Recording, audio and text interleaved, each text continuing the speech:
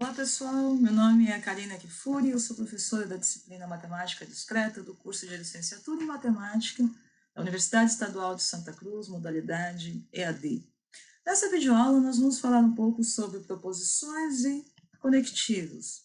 O nosso objetivo com essa videoaula é introduzir um pouco da linguagem utilizada na matemática, de forma que, depois disso, vocês sejam capazes de ler e produzir um texto matemático de forma mais eficiente. Bom, toda a matemática ela é baseada na lógica. A lógica nada mais é do que uma estrutura formal do pensamento baseada no princípio da argumentação. Na matemática, nós temos a lógica matemática, que tem sua estrutura baseada em 3 elementos. Primeiro, nós temos os conceitos primitivos. Um conceito primitivo é aquele que não precisa de definição, como, por exemplo, um ponto. Um ponto é um ponto, não precisa de definição, logo é um conceito primitivo. Nós temos também os axiomas. Axiomas são afirmações que, para serem aceitas como verdadeiras, elas não necessitam de uma demonstração. Por exemplo, numa reta, bem como fora dela, há infinitos pontos. Esse é um exemplo de um axioma. E por fim, nós temos os teoremas. Os teoremas também são afirmações, só que para elas serem aceitas como verdadeiras, elas necessitam de uma demonstração. Bom, o que é uma demonstração? Essas demonstrações, elas serão feitas baseadas nas regras da lógica, mas esse é o assunto para uma próxima videoaula. Bom, na língua portuguesa, nós temos vários tipos de sentenças. Nós temos sentenças declarativas, sentenças exclamativas, sentenças interrogativas. Na matemática, não.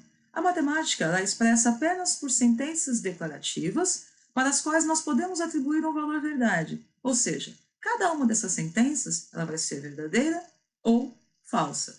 E essas sentenças são chamadas de proposições e normalmente nós usamos letras minúsculas no nosso alfabeto para denotá-las.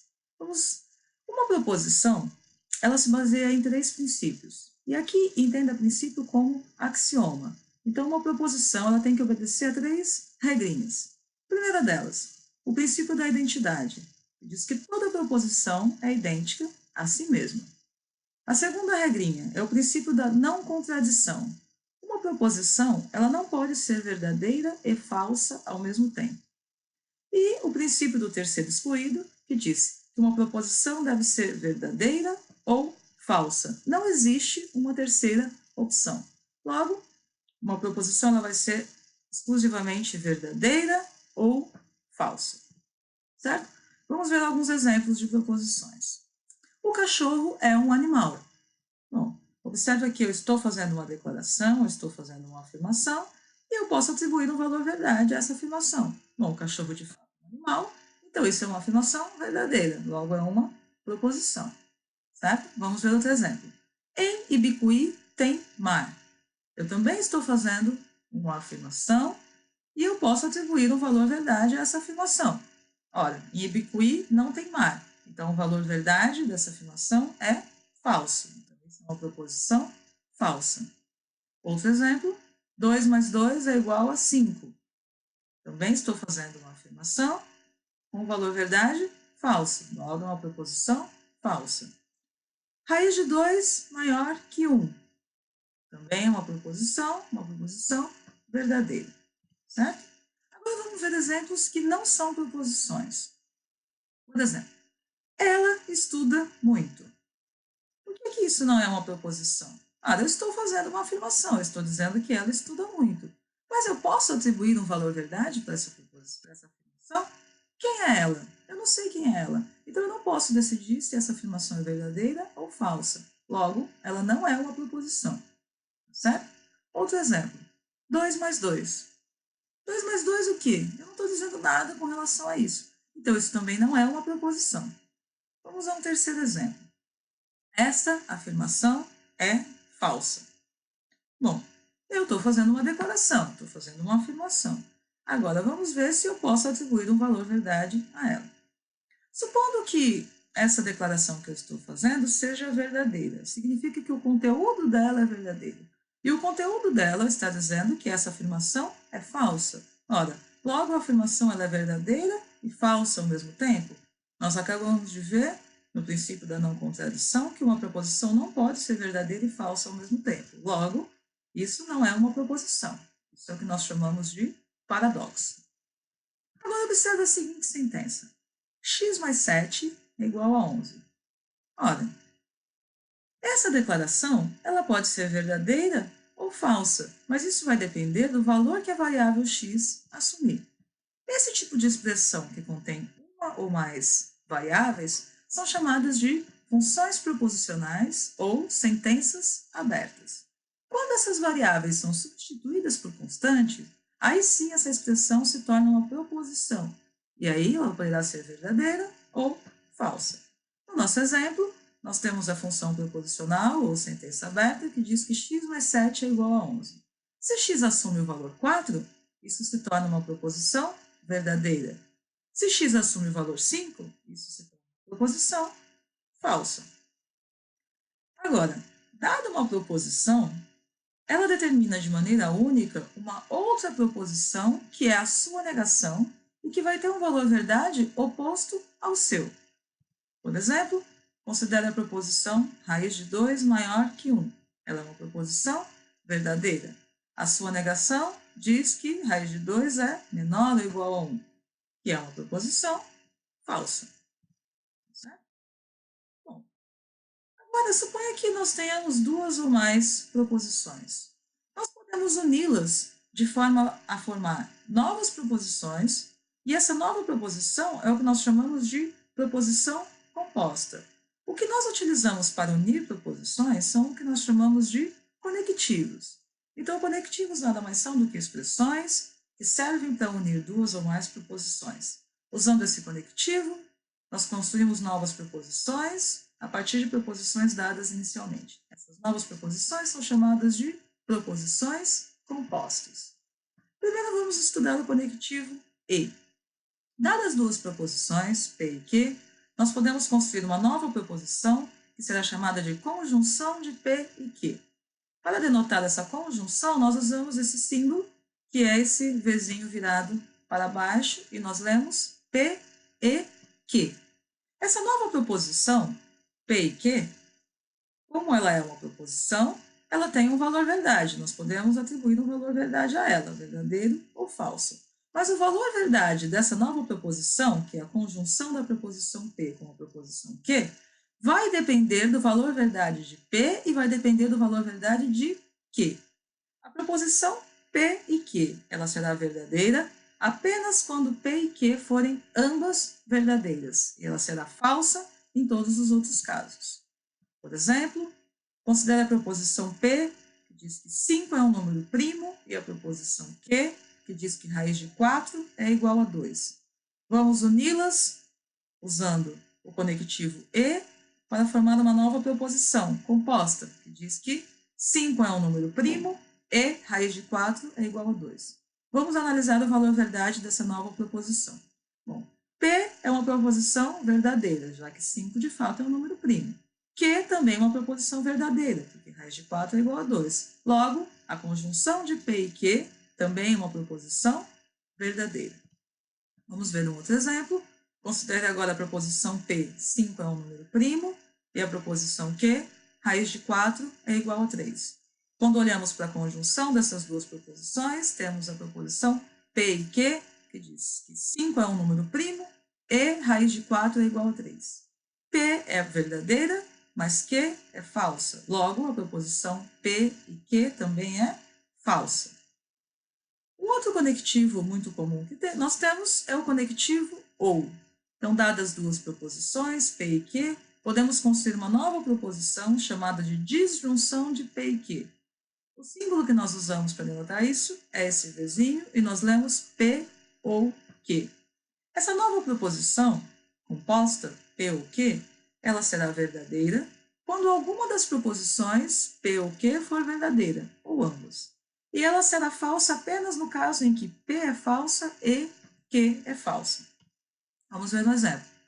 Considere P a proposição 5 é um número primo e Q, raiz de 4, é igual a 3. Podemos construir a disjunção de P e Q, que é a proposição composta, 5 é um número primo, ou raiz de 4 é igual a 3.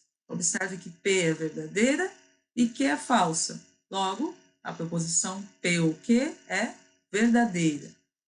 Um outro exemplo, 6 é um número primo, é a proposição P, e raiz de 4 é igual a 3, é a proposição Q.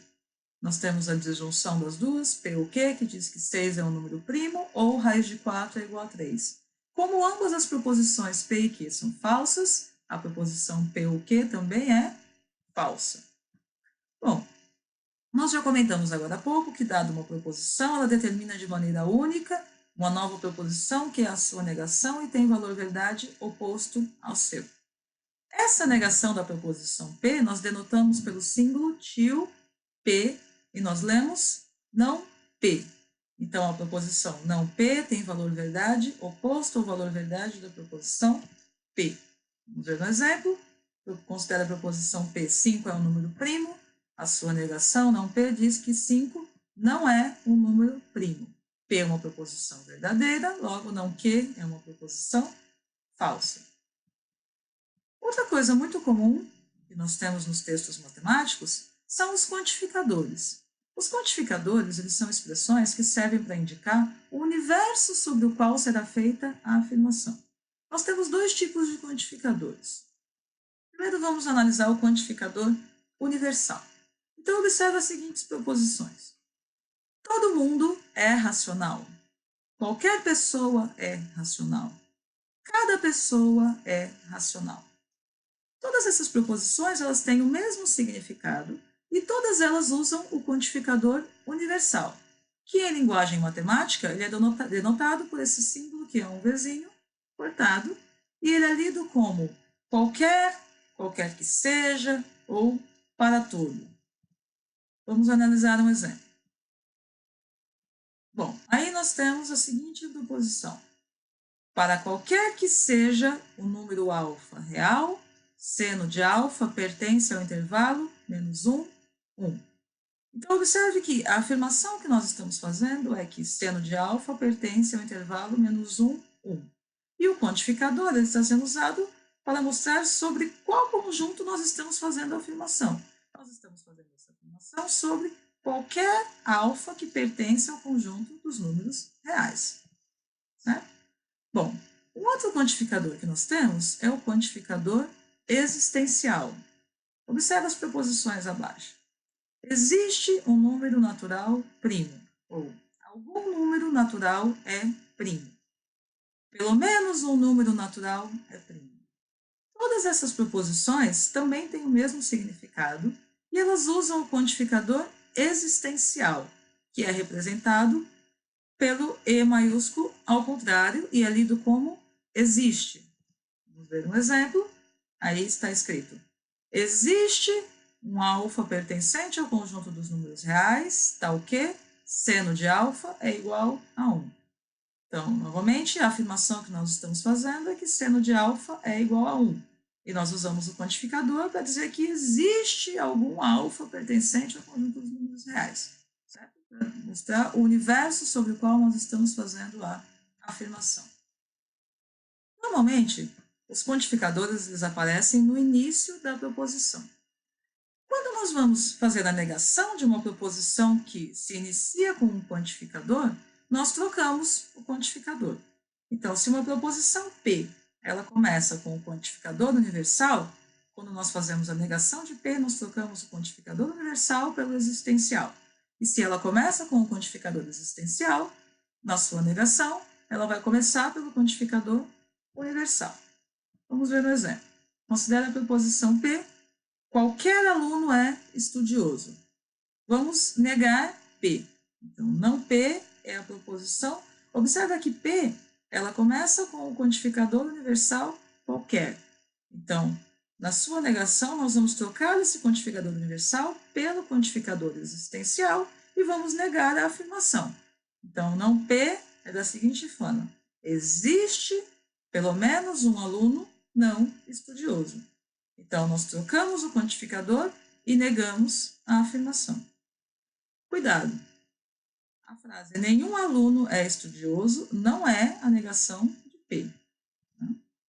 Vamos ver um outro exemplo. Considere a proposição P, que diz: qualquer que seja o número x real, x ao quadrado é igual a 2. Vamos negar P. Bom, P começa com o quantificador universal. Então, na sua negação, nós vamos trocar esse quantificador universal pelo quantificador existencial. Na proposição P, a afirmação que é feita é que x ao quadrado é igual a 2. Como nós negamos isso? X ao quadrado é diferente de 2. Então, a negação da proposição, qualquer que seja o número x real, x ao quadrado é igual a 2, é a proposição.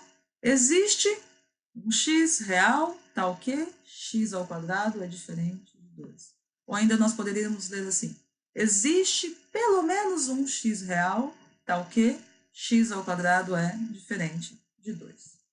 Um outro exemplo, considere a proposição P, existe um x real, tal que x ao quadrado é diferente de 2. A sua negação é, para todo x pertencente ao conjunto dos números reais, x ao quadrado é diferente de 2.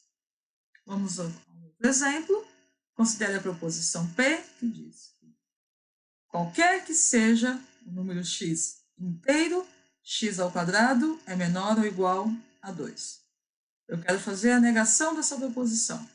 Bom, observe que essa proposição ela inicia com o quantificador universal qualquer.